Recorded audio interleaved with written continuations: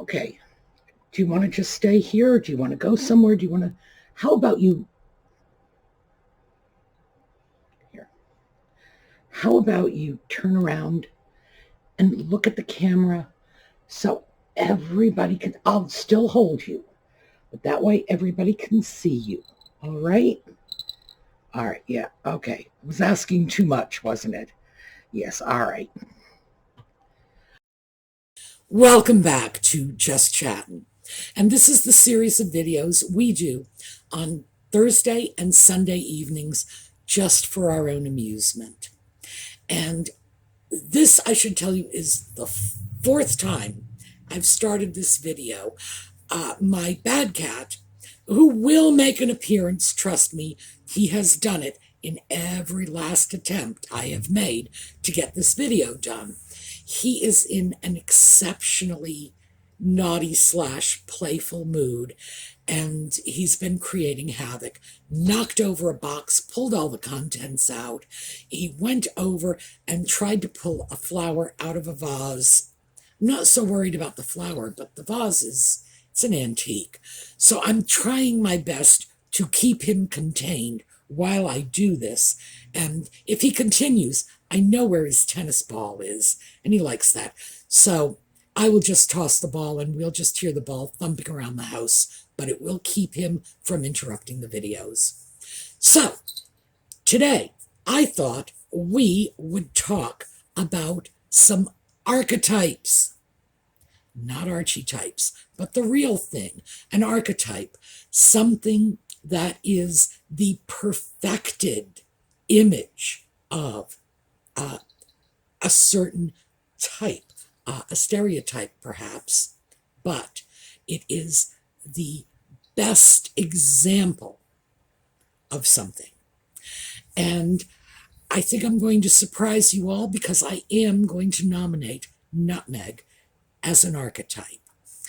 But I also think we ought to clear up her obvious confusion about what an archetype is. So, when we come back.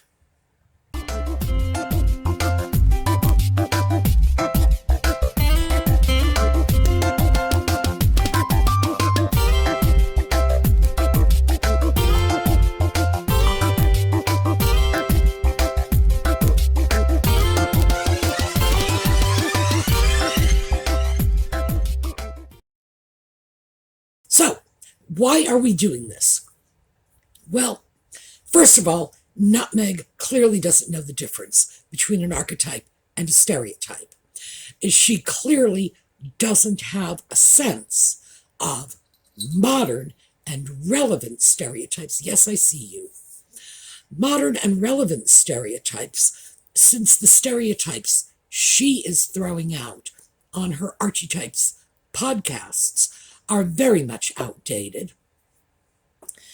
And I've got a few she's not going to touch. So why don't we take a look at them? And let's start with adventurous. Now, an adventurous was originally simply a female adventurer. It was considered inappropriate to call a woman an adventurer 200 years ago. So they added that little suffix and she became an adventuress. And that would have been someone like Amelia Earhart, for example, flying around the world in her airplane, or Nellie Bly, the investigative journalist, who, by the way, traveled around the world by herself using public transportation in 72 days. And in addition to many of her other significant contributions to health and safety as an investigative journalist. So, yes, adventurous simply meant a woman who would go off on an archaeological dig or exploring the Amazon. And yes, there were women who did this. I strongly encourage you to go look them up and read about them. Many of them are quite fascinating. But the term adventurous gained greatly in popularity around the turn of the 20th century. And at that time, it became corrupted. It got turned into a euphemism for a certain kind of woman. An adventurous, and this is a dictionary definition, is a woman who seeks financial or social advancement through dishonest or unscrupulous methods. So you can see why Nutmeg isn't going to touch this one. I've got two more. They are related. There is some overlap, but they are three very specific stereotypes. Number two, gold digger. This is a person, not necessarily a woman. At one time, it was strictly female, but in our modern era, we are starting to accept the idea that men can do this too. And this is someone who seeks relationships for financial gain. Basically, it's just that simple. They choose their friends, they choose their partners, they choose their spouses, depending on how much money the person in question is willing to toss their way. And the third is social climber. And that is a person who seeks social advancement. And the interesting thing with social climber is usually you can see them work their way up the ladder. Again, can be male or female. And by the way, social climber has always been a term applied to either sex. At one time, gold digger was almost exclusively applied to women. So, what does this have to do with Nutmeg? And I know at this point you're sitting back saying, well, yeah, like we don't know. Do you know if you Google the term social climber, you're going to find Nutmeg on the lists. People are putting up lists of famous social climbers. Nutmeg is near the top. And really, it's out there. People are aware of this. And Nutmeg, not so much, I don't think. I honestly do not believe that she really gets it, that we see through what's going on. So we're going to toss out some stereotypes, and we're going to give her some archetypes to sort of help that little podcast of hers, because it is circling the drain, and really, it's not doing well. So let's start with gold digger. And we're going to take a look at this to begin with from a literary point of view, because in fact, most of our stereotypes do come to us through the written word in some way or another, either from literature or from newspaper accounts. That was how we got all of our information before social media and the internet. So, when we talk about the written word, we are going to start with Jane Austen, always. Because why? Well, because it's my channel. And because the written word starts with Jane Austen. So, Jane Austen came up with a wonderful character in Northanger Abbey. Now, Northanger Abbey was both the first and the last novel that Austen wrote. She completed it sometime before 1800, probably around 1798. She sold the rights. They never published it. She later bought it back, and at the end of her life, she did revisions. That's how it became the first and last of her novels. It is not her finest novel, but it is my personal favorite. So she came up with this fabulous little gold digger named Isabella Thorpe. And here are a couple of Isabella Thorpe instantiations. Cassie Stewart played Isabella Thorpe in the 1987 version of Northanger Abbey, which was bizarre and not worth watching, except for Cassie Stewart, who did a great job of Isabella Thorpe, and later by Carey Mulligan, and that was in the 2007 version. A better overall version, but Carey Mulligan just didn't have a good handle on Isabella Thorpe, I'm sorry to say. Isabella Thorpe is looking for a rich husband, and she finds a good prospect. She dumps him over for someone else, but she dumps him over before she secures her second prospect and ends up empty-handed. So, what does that mean? That means we can use her as a stereotype of a gold digger, but she cannot be our archetype of a gold digger. Why? The archetype is a perfect form, and Isabella lost. She didn't get either one of these men, so she can't be our she can be our stereotypical gold digger, but she can't be our archetypal gold digger. See, that's how it works.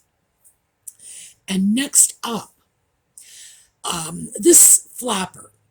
And you're probably thinking to yourself, oh, flapper, yes, mindless little whatever. Oh, no, oh, no. This is Anita Loos. She was an actress, but she was also the first female scriptwriter to be permanently assigned to any movie production company in Hollywood. And this is back in, I think it was 1912. It was very, very early on. And she was a very pretty young woman. She did a bit of acting, but her skill was in writing. And she, too, created a gold digger character. And hers was the famous Lorelei Lee, because Anita Loos wrote Gentlemen Prefer Blondes. And that was the stereotypical gold digger of the 20th century. She wrote the book in 1925, and it was almost 30 years later when Marilyn Monroe played the character. So, yeah, it was an enduring character. And Lorelei Lee is a flapper from Oklahoma who wants to marry a rich man and goes traveling through Europe in search of a rich husband. And because Anita Loos wrote this, by the way, she's a very good writer, and she wrote a great many other pieces as well. So do check her out if you have time. Because she was written by Anita Loos, she came up with some great justifications, including the one that I had just mentioned. But hers was, it's just as easy to fall in love with a rich man as a poor one. And even though what we have in Lorelei Lee is the stereotypical gold digger, she can't really be our archetype either. Why not? Because she's not hard enough. She's not calculating enough. All she really wants is to make a good marriage for herself. She is only doing what society has told her to. She has limits to what she will do. She has limits to how far she will go. She is just plain not ruthless enough. So, stereotypical, yes. Archetypal, no. We need a gold digger who will cross any line, go anywhere. That's what we need for our archetype. So, how about we take a look at another possible candidate? And this would be Nicole Smith. And a lot of you may remember her back in the 90s. Nicole, who was in her mid-20s, married an 89-year-old billionaire. And of course, it was widely assumed that it was for his money. I don't know. All I can say is that the millionaire in question, and that was J. Howard Marshall, was a brilliant man. He had degrees from Harvard and Yale. He was a very savvy businessman. And I can't speak for Anna Nicole, but given the fact that my hot button is brains, I can see a lot of reasons for marrying someone like that that might have nothing whatsoever to do with his money. As it turns out, Anna Nicole did not inherit his money. He apparently never changed his will, and the money stayed with his son. He had two, he disinherited one, and Anna Nicole was cut out. So, she cannot be our gold digger. She was married to this guy for 1 year, and when he died, she really did not make out. So, no, can't use her. So, we clearly need better gold diggers. We need them to be more calculating. We need them to be more ruthless. We need them to be more successful. So let's step away from that for a moment and let's take a look at social climbers, because we've got a few of those too. Obviously, we talk about the British royal family, we have to talk about Wallis Simpson. So, why would I call her a social climber and not a gold digger? Because she certainly did enjoy the money. Well, for the same reason we're not going to be able to hold her up as an archetype. And that is that she was married when she took up with the Prince of Wales, and who later became king. Therefore, she could have had no expectation of becoming Queen of England, of marrying her paramour. None. Now, and this is even aside from the letters that were recently uncovered indicating that she never wanted to marry him. Those letters, by the way, indicate that she simply enjoyed the close proximity to the prince. This is before he was king, in order to further her financial interests and her husband's financial interests. But clearly it also furthered her social interests. As the Prince of Wales' paramour, she was welcome in all of the significant social circles in London. Was she a social climber? No doubt. Was she a gold digger? Probably. Can we put her up on our list near the top? No. As I said, we simply can't do it because there is no way she could have expected the outcome she got. She never could have imagined that anyone would give up the throne to marry her, and certainly the idea that she could have married him and he could have retained the throne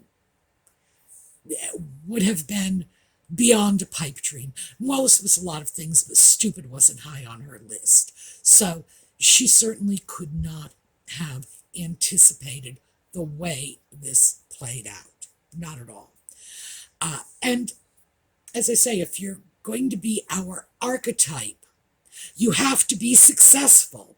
You have to achieve your goal. She did not achieve her goal. Her goal was not to marry Edward. It was to further her social opportunities in London and further her husband's business interests. She didn't do either. But social climber, yeah, I think we've got to say yes, because she is someone who was born into the very poor branch of a very wealthy family, and she was raised and educated to join that society. That she was pretty much born into, even though she might not have had the money to back it up. She was always seeking to get there. In the end, no, not so much. So I'm afraid Wallace is one we're going to have to sort of set aside. Let's try another one, though, and let's try, because I'm going to go over to Hollywood, mostly because they are people with whom we are familiar. We all know their business. So let's start with Alana Collins. And she is rather typical and rather stereotypical of a social climber in Hollywood. She was an unsuccessful actress. She was a model at first, and then an unsuccessful actress. She really wasn't getting anywhere until she tied up with George Hamilton, who was a rather successful actor at that time, although his career was not what it had been in the 50s. Married him. And then when she was through with him, she moved on to Rod Stewart. And Rod Stewart's career was, in fact, doing very well when she hooked up with him. And there were only two, but she did have two steps. Hamilton to Stewart, it was upward mobility for her. So I would have to say, yeah, she's a pretty good contender as a social climber. I think the thing that stands in her way is probably the same thing that stands in the way of our next contender, which is Oksana Grigorieva. And she is a Russian pianist. Apparently she is a talented pianist, but she never quite made it into the big leagues. And she started off with Timothy Dalton when his career was sort of on the decline, and then eventually, of course, moved on to Mel Gibson, and his career was very well established when she hooked up with him. And what we have here with both these women is we see the pattern. We move up to get our foot on the ladder and then trade up. Once again, same thing. Alana, Oksana, all they did was manage 2 rungs of the ladder. They didn't go any further. So even though they are good stereotypes, they are not our archetype. And you know where we got to go from here. I think at this point we really need to look at why I would choose adventurous over gold digger and social climber. And it's very simple. It's because the adventurous is both. She's out for the money and the social enhancement. Now, Wallace Simpson, no, she was a complete failure. She didn't get what she wanted. She got stuff she couldn't have anticipated. And whatever her plan was, it clearly went belly up very early. Nutmeg, of course, very different. When she was a struggling actress, she hooked up with a producer, Trevor Engelson. And Trevor was not the greatest producer in Hollywood, but he was a producer. He did have success. It was a step for her on the ladder, and she took it. And of course, eventually, when Trevor had opened enough doors for her, and she was eventually able to stand on her own as an actress when she got the role in Suits, which was a long-running series, a piece of garbage, but a long-running piece of garbage. Goodbye, Trevor.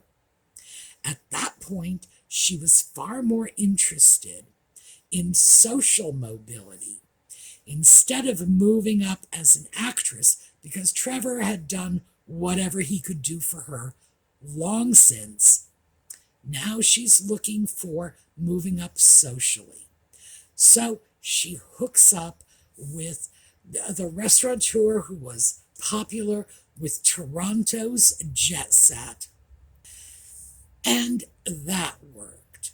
Then she moved into the Soho House circle, and eventually she got the introduction she wanted to the idiot sock puppet.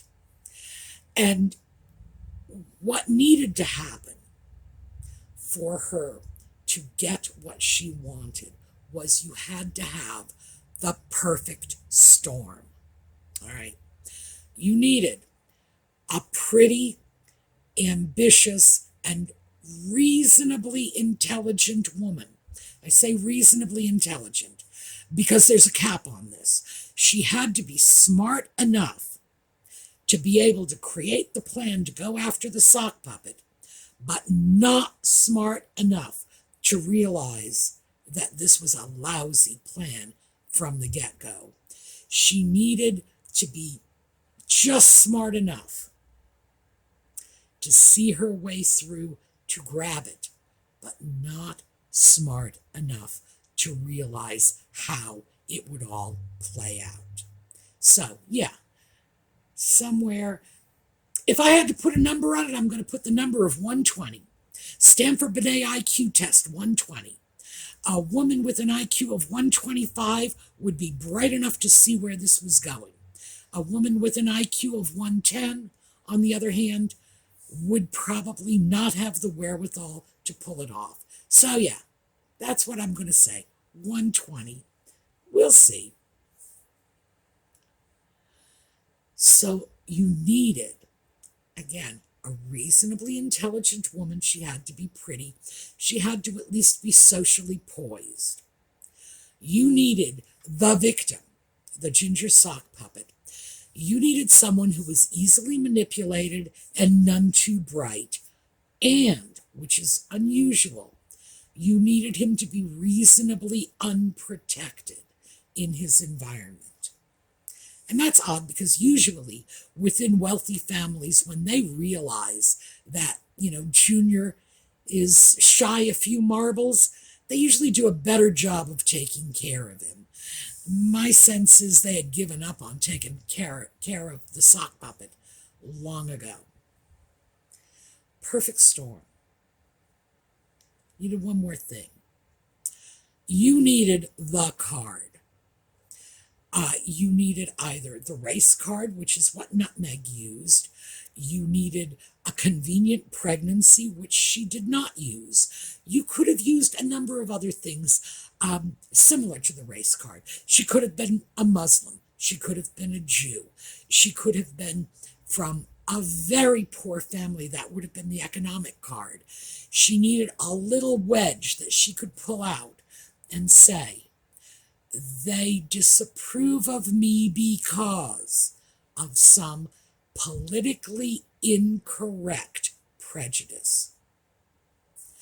Yeah, perfect storm.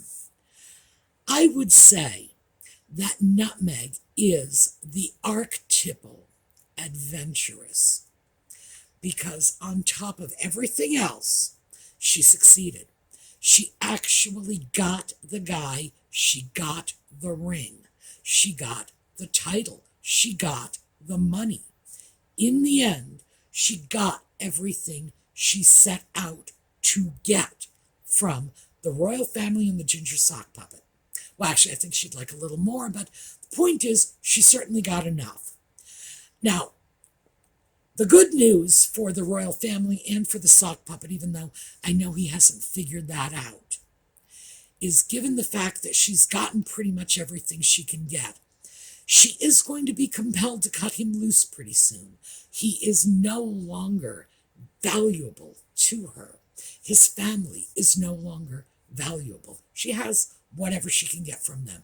I'm sure she would like a little more. I have no doubt she wants those prince and princess titles for the putative children. But will she settle for what she's got? Oh, sure. The next time another opportunity comes along. Because remember, as an adventuress, she is both gold digger and social climber. As such, particularly as a social climber, she needs to go after the next rung. So that's the archetype that I would like to see her do a podcast on. I don't believe she's going to do it, but still, Nutmeg, I'm throwing it out to you. You can have the idea for free. Now, before we sign off, I do want to very quickly touch on this bizarre new PR campaign declaring that the ginger sock puppet is the sexiest ginger male alive. All I can say is, when did Robert Redford drop dead? Well, you know, he didn't. And as long as Robert Redford is drawing breath, no one else has a chance. And any efforts to compare the sock puppet with Robert Redford, even at the age of 86, are absurd. Oh, and by the way, for those of you who are under the mistaken impression that Robert Redford is a blonde, he is not. He is a redhead. He has always been a redhead. He has always self-identified as a redhead. So, sexiest ginger male alive? What? Like there's a contest? I don't think so. I'm not sure where this is all going. The general talk is that Nutmeg needs to set Harry up as a great catch, but I don't believe her mind works like that. I don't want to crawl too far into her psyche, because believe me, when you start understanding this woman, that's when you've got to go get professional help. Trust me on this. And I'm trusting you, because if it ever really starts to look like I'm figuring out too much of her thought process, good Lord, get me some help, because I will need it. Do I think she is doing this so that it looks like she got a great catch? No, I don't. Absolutely not. Because that would require some thought on her part for someone that is not her. And it would require a desire on her part to share the limelight. And we know she can't do that.